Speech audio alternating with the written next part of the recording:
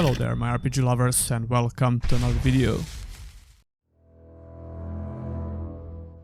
Imprisoned for the crimes you know nothing about, a seemingly very normal guy was doing his time in dungeons of King Robert II. He was only sentenced for a month, although that part of the story is unclear and we can only speculate about his criminal background. So it turns out that he wasn't that inexperienced as everyone was led to believe, but life in the barrier was undoubtedly the hardest challenge he had to face up to that point. Was it all a coincidence and luck, or the so-called nameless hero was destined to affect the lives of everyone on this planet? And who actually is the nameless hero?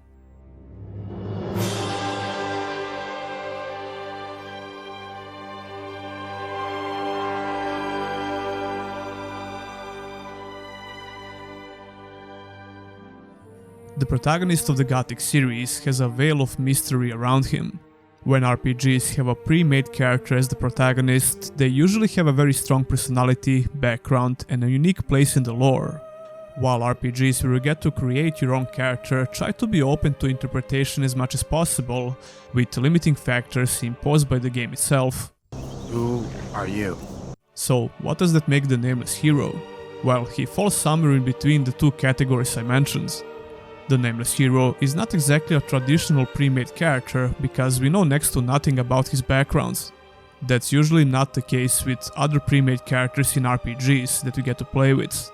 And he's obviously not a custom character that we get to customize, but on the other side, we get to shape his personality through different actions in the game. He did not know, but he would change everything. Before all the major events from the Gothic trilogy, the nameless hero was obviously a criminal of some sort. He was in the jail for a month before he ended up in the barrier by the order of King Robert II.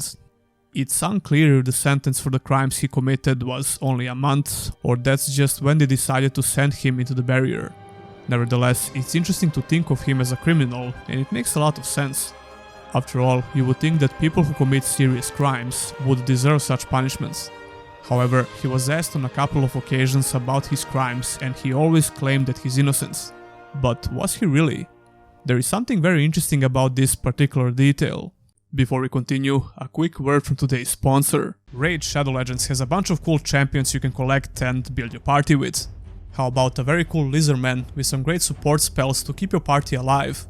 But that wouldn't matter a lot if you don't have champions like Zavia the Dark Elf or Cisia Flame Tongue to deal some brutal damage to your enemies. There are a bunch of heroes you'll be able to get and form a unique party. Raid Shadow Legends has several different gameplay modes. Campaign, Dungeons, Faction Wars, Arena and Doom Tower will put your epic party of heroes to the test. The first episode of Raid Shadow Legends series was recently released. It gained 3 million views in 10 days. This game is available for free on pretty much all gaming platforms and it also runs smoothly on any hardware. Raid has great reviews on the App Store and Google Play, but for the ultimate experience, I recommend you play it on PC. This is your perfect opportunity to check out why millions of people are playing and talking about Raid. Download the game right now and use my promo code CLICK4GAMEPLAY to gain some cool rewards. You'll get 200k silver, 10 XP boost for the epic hero Mordecai and other bonuses.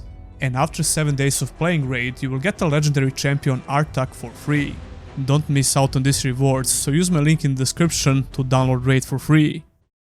First of all, the box art of the game contains a small detail about the nameless hero. I had to download this picture on my phone and use the translate text from picture option, so it's a rough translation from German. Innocently, you will be thrown into this prison. Yeah, innocently. Now, I don't know if we can consider the box art as canon, but this matches with how the hero is responding to these questions. He always claims that he's innocent. Speaking of canon, Gothic 3 Forsaken Gods and Arcania are obviously not canon, so we're not even going to take that in consideration. Only the first 3 games of Gothic series can be considered as canon. Yes, and yes. Anyway, the beginning dialogue with Diego was supposed to have some additional dialogue lines that are related to the supposed crimes of the Nameless One. The following text is a rough translation from German from World of Gothic website. Diego asks, "Why did they throw you in here?" The Nameless would then have 4 different answers to give and one of them is innocent. Diego then responds with, "No one is innocent in here." You will find men who have committed just about every possible crime, and they're only happy to pick an innocent one apart. If someone asks you why you're in here, tell them you killed the guy who asked you why you're here. Other dialogue options seem kinda random, but reasonable for this situation, I guess.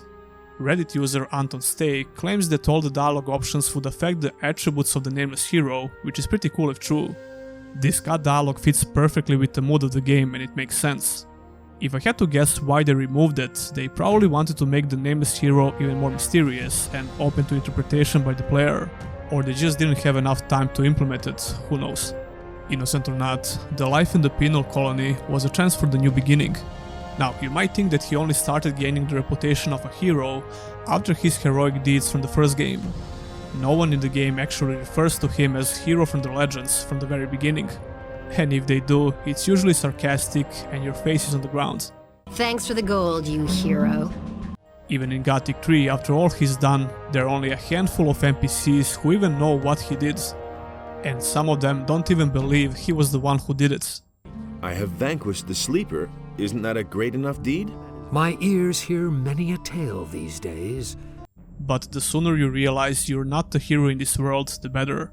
Most people treat you with little to no respect until you prove yourself to one of the factions. Even then, you won't get a special treatment, people just tolerate you more. That's fine because you as the player gain a lot more confidence into Nameless hero's abilities. That's when you get to feel a huge difference between the beginning of the game and when you gain a lot of experience in the world. So we might come to the conclusion that he earned this flattering title from zero to hero, right? All Gothic games have flexible progression and your Nameless hero gets to make some very important decisions. Most people in this world remain oblivious to what he did and he never gets much recognition for his heroic deeds, except from the handful of people who know him really well. That kinda sucks in a way, but it feels more realistic when you think about it. After all, the world in Gothic games is very brutal and unforgiving, and the majority of people are just trying to survive. They don't care about heroes or other people in general. But I suppose no one would miss a down-at-heel fellow like you, hey? But that's also what keeps the world of Gothic very grounded in reality, even though it has a lot of fantasy elements. However, not everything about this situation makes a lot of sense. Is the hero really nameless, or we as the player just never get to hear his name? He tried to introduce himself in a couple of occasions, but he never gets to finish the sentence or he gets interrupted. My name is Silas. I am another poor devil just trying to get by. I know what it's like. I think this is just done for the sake of the player, because it's a lot easier to insert yourself into the nameless character and think of his actions as your own. But no matter which path you choose to take for the Nameless hero, he always ends up playing a key role in world-changing events. And there is only one way to describe such phenomena: destiny. Which begs the question, was he actually destined to be a hero from the very beginning?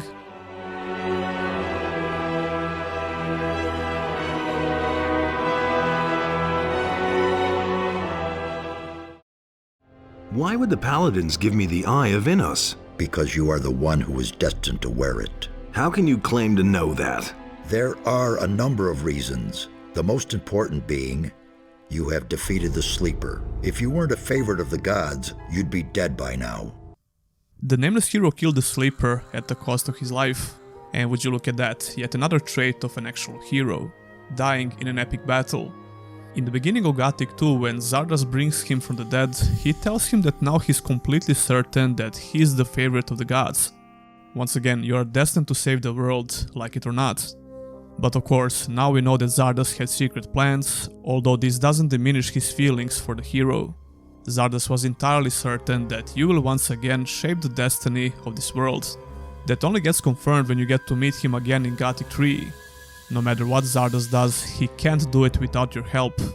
But there is another, far more important detail about the destiny of the Nameless hero. Only after you finally get to Capital Vanguard and fight through the wave of orcs, you get to learn a very important detail. This entire trilogy is almost completely deprived of anything substantially important about the protagonist. And this little detail from Gothic 3 is very easy to miss because it doesn't seem like it's anything significant. But it is. Welcome, Redeemer. Word of your deeds has raced ahead of you. Why Redeemer? Innos himself spoke to me. He said that a ship would bring our salvation. I sent the Esmeralda, and she brought you. It was your orders that put me behind the barrier in the first place. And thus you could find out who you truly are. It was you who defeated the Sleeper and the dragons of Corinus. My guards merely gave you a push in the right direction. So, apparently King Robert had a vision of Innos, one of the gods from the Gothic universe. Innos told him that he was the chosen one, and that's why he had to send him into the Valley of Mines. Apparently, your time in the barrier was supposed to confirm the claims of Innos, and it was like a big test. It appears that King Robert knew from the start that the Nameless hero is the chosen one.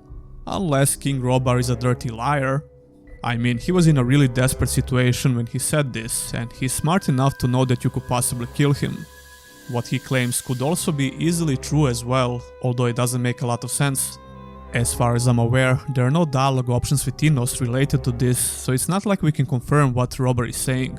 But if this is actually true, it's the only detail in the story that confirms that the Nameless hero had a higher purpose from the very beginning. If what King Robert is saying is true, the protagonist of the Gothic series is more like a demigod, not just a hero. A demigod with free will who gets to decide the fate of the world. He and Zardas are probably the only humans who could speak directly to the gods. And even though we know much more about Zardas, he is still somehow even more mysterious than the Nameless hero. But perhaps that's a story for another video.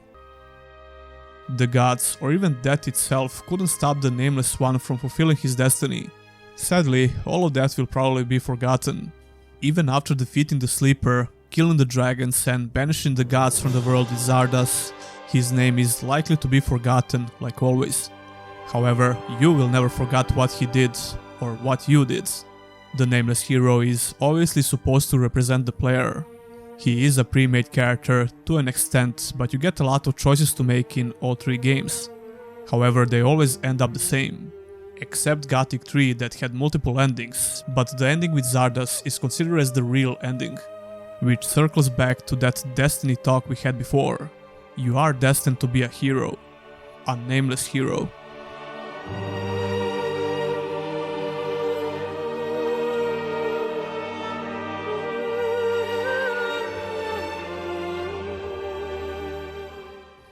Thanks for watching the video. If you find it interesting, let me know in the comments and I might continue making similar videos in the future.